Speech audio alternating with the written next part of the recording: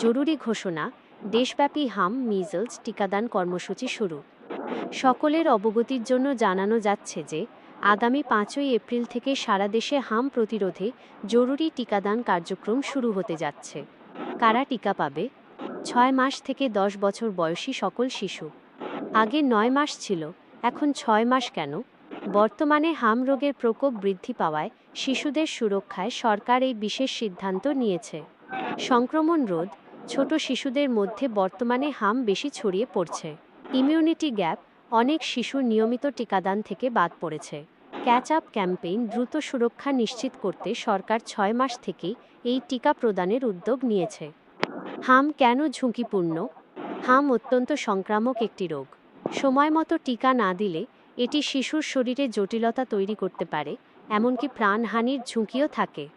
আপনার করণীয়: নির্ধারিত কেন্দ্রে শিশুকে নিয়ে সঠিক সময় টিকা নিশ্চিত করুন। মনে রাখবেন, শিশুর আগে টিকা দেওয়া থাকলেও এই ক্যাম্পেইনের টিকাটি পুনরায় দিতে হবে।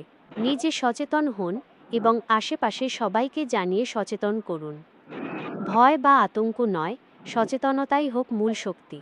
আজকের একটি ছোট সিদ্ধান্ত আপনার শিশুর আগামীর বড় নিরাপত্তা। টিকা বিষয়ক সচেতনতা, ক্যাচ আপ ক্যাম্পেইন। যারা আগে টিকা দিয়েছেন তাদের অনেকের মনেই প্রশ্ন জাগছে যে তারা পুনরায় টিকা পাবেন কি না।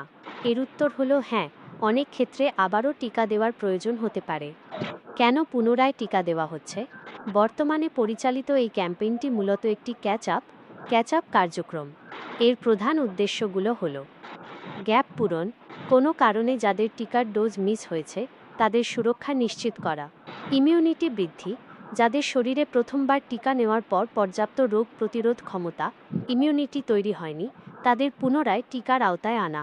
পূর্ণ সুরক্ষা, গবেষণায় দেখা গেছে অনেক সময় মাত্র এক ডোজ টিকা দীর্ঘমেয়াদী বা যথেষ্ট সুরক্ষা দিতে সক্ষম হয় না, তাই শরীরের সুরক্ষার জন্য একাধিক ডোজের প্রয়োজন হতে পারে। আপনার করণীয়: 1. টিকা কেন্দ্রে যাওয়ার সময় অবশ্যই আপনার পূর্বের টিকা কার্ডটি সাথে নিয়ে যাবেন। 2. সেখানে দায়িত্বরত স্বাস্থ্যসেবা কর্মীর পরামর্শ মনোযোগ দিয়ে শুনুন এবং তা মেনে চলুন।